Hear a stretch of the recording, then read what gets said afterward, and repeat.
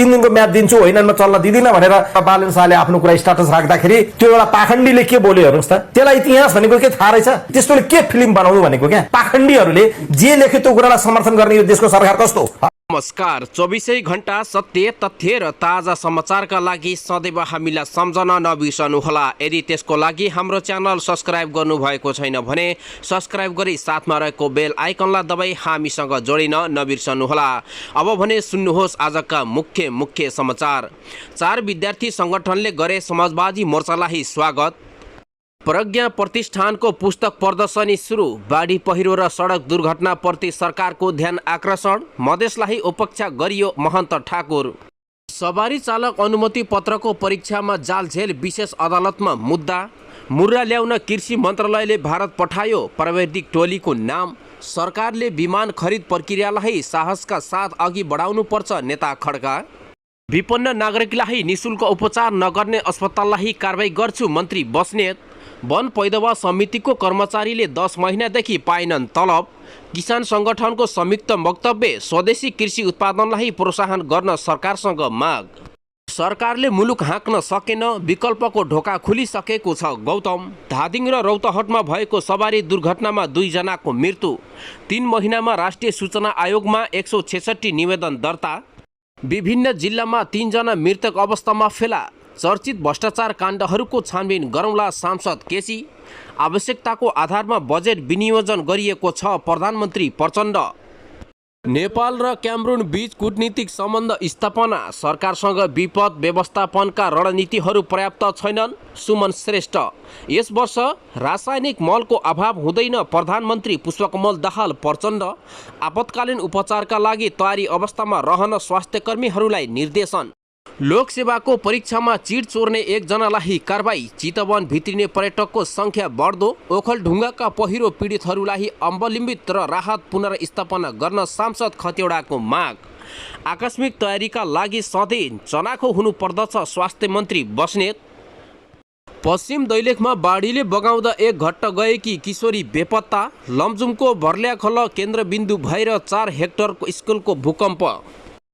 नागरिकता पाउने बाटो खुलेपछि मधेसमा खुसियाली। पूर्वाधारलाई मुलुकको समृद्धिसँग जोड्नु पर्दछ मुख्य सचिव। अब सुन्नुहोस् पुरा समाचार। अदालतको आदेशसँगै नागरिकता पाउने बाटो खुलेपछि मधेसमा सर्वसाधारणहरूले खुसियाली मनाएका छन्। मधेसका चोकमा दिवाली गर्दै मधेसी युवाहरूले खुसियाली मनाएका छन्। सोही क्रममा काठमाडौँको मैतीघर मण्डलामा पनि तराई मधेसका युवाहरूले खुसियाली मनाएका छन्। नागरिकताकै विषयमा माओवादी केन्द्रका केन्द्रीय सदस्य रामकुमार शर्माले आमसरण अनुसन्धान नै सुरु गरेका थिए। उनले आमसरण अनुसन्धान सुरु गरेको 7औं दिनमा नागरिकता विधेयक प्रमाणीकरण सम्बन्धी रिटमा सर्वोच्च आन्तरिक आदेश दिन अस्वीकार गरेको हो। बिहिबार न्यायाधीश चन्द्र डाक्टर आन्दोलन र आन्दोलन महत भट्टराई र कुमार रेग्मीसँग संयुक्त इजलासले यसअघि नै एक न्यायाधीशको इजलासले दिएको अल्पकालीन अन्तरिम आदेशको निरन्तरता नहुने आदेश दिएको हो।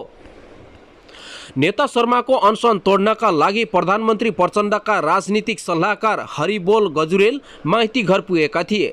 अनसन तोड्दै नेता शर्माले अदालतको आदेशले सदाका लागि नागरिकता समस्याको समाधान भएको बताउँदै यो दिन लाखौं नागरिकको लागि ऐतिहासिक दिन भएको धारणा राखे।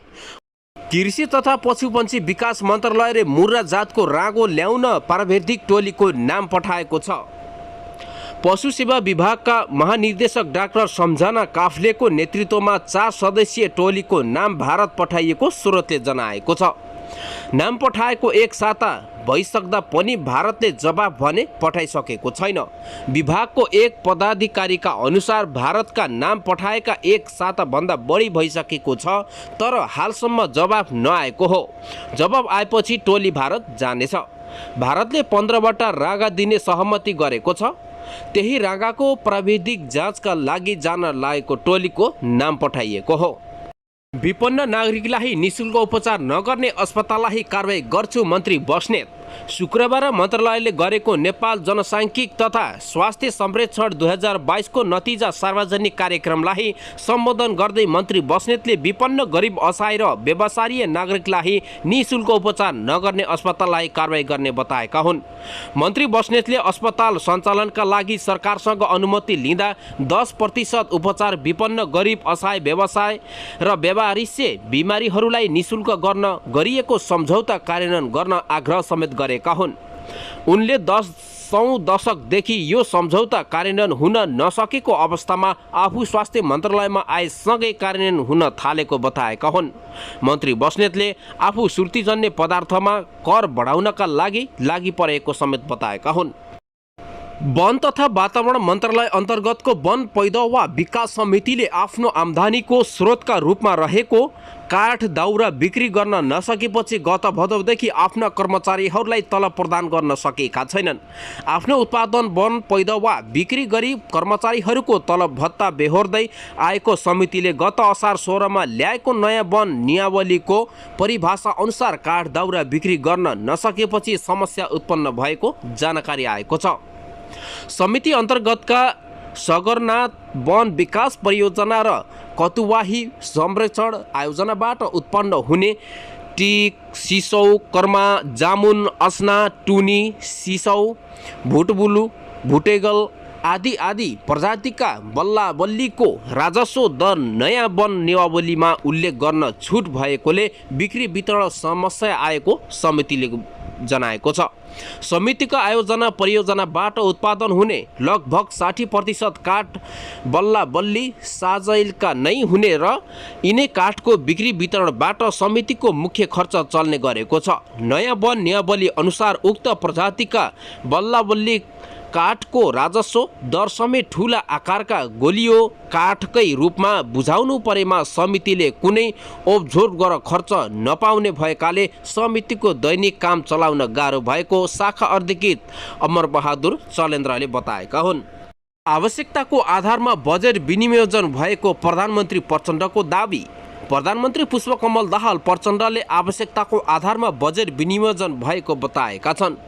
शुक्रबार प्रतिनिधि सभा बैठकमा प्रतिनिधि सभा सदस्य डाक्टर अमेर कुमार सिंहको प्रश्नको जवाब दिँदै प्रधानमन्त्री प्रचण्डले सरकारले लिएका नीतिगत प्राथमिकता र विभिन्न विषय क्षेत्रको विकासको लागि गर्नुपर्ने लगानी र आवश्यकताका आधारमा बजेट विनियोजन भएको बताएका हुन्। उनले मानव विकासका सूचकमा पछाडि परेका कर्णाली प्रदेश, सुदूरपश्चिम प्रदेश र मध्य प्रदेशलाई विशेष प्राथमिकतामा राखी स्रोत र साधनको न्यायपूर्ण विनियोजन गरिएको समेत बताएका हुन्। प्रधानमन्त्री प्रचण्डले राज्यको सम्पूर्ण संरचनालाई समावेशी बनाउँदै समावेशी लोकतन्त्रको सुदृढीकरणका लागि सरकार प्रयत्नशील रहेको समेत स्पष्ट पारेका हुन्। लोकसेवाको परीक्षामा चिट चोर्ने एकजनालाई कारबाही। लोकसेवा आयोगले परीक्षामा चिट चोर्ने एकजनालाई कारबाही गरेको छ। आगामी 1 वर्षको लागि लोकसेवा आयोगबाट लिइने कुनै पनि परीक्षामा सहभागी हुन रोक लगाएको हो। शाखा अधिकृत वा सो सरहको पदको वैशाख 27 गतेदेखि 29 गतेसम्म लिइएको लिखित परीक्षामा सहभागी सिर्जना पन्थीले प्रवेश पत्रको पृष्ठभागमा परीक्षालाई सहयोग पुग्ने गरी सामग्री उतार चढाव गरेको आयोगले जनाएको छ। सोही आधारमा आयोगले ऐन 2069 को दफा 41 को 1 ख बमोजिङ कसुर गरेको पाइएको भन्दै उनलाई कारबाही गरेको आयोगले जनाएको छ। परीक्षामा चिट चोरेको वा चोर्नमा सहयोग गर्ने, अर्काको नक्कल गरेमा वा गराएमा वा विद्युतीय उपकरण प्रयोग गरी परीक्षामा अनियमित काम गरेमा 2 वर्षसम्म आयोगबाट लिइने परीक्षामा उम्मेदवार हुन नपाइने गरी रोक लगाउन सकिने कानुन प्रावधानमा रहेको छ। सोही आधारले आयोगले पन्थीलाई 1 वर्षको लागि रोक लगाइएको जानकारी आएको हो। अब सुन्नुहोस् मौसम सम्बन्धी समाचार। अर्घाखाँची, रूपन्देही, कपिलवस्तु, दाङ, सल्यान, बाँके, कैलाली, कञ्चनपुर, डडेलधुरा र बैतडी भई बहने केही साना तथा मझौला नदीहरूमा आकस्मिक वहासको जोखिम रहने बाढी पूर्वानुमान शाखाले जनाएको छ।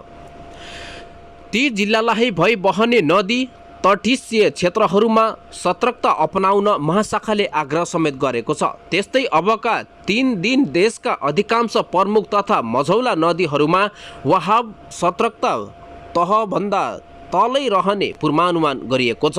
त्यसैले सबैलाई आफ्नो क्षेत्र र आफ्नो ठाउँमा सतर्क रहन सबैलाई जानकारी समेत दिएको हो। हस्त दर्शक महानुभावहरू, अहिलेलाई भने यति नै। यस्तै सत्य तथ्य र ताजा खबर सहित आउने बाचा गर्दछौँ। त्यहाँभन्दा अगाडि कृपया तपाईँले हाम्रो कार्यक्रम जस्तो लाग्यो त्यस्तै सुझाव सल्लाह र प्रतिक्रिया दिन भने नबिर्सनुहोला। कृपया जस्तो लाग्यो त्यस्तै सुझाव सल्लाह र प्रतिक्रियाको लागि हाम्रो तलको कमेन्ट बक्समा गएर कमेन्ट गर्न सक्नुहुनेछ। कहाँबाट हेर्दै हुनुहुन्छ, कुन ठाउँबाट हेर्दै हुनुहुन्छ।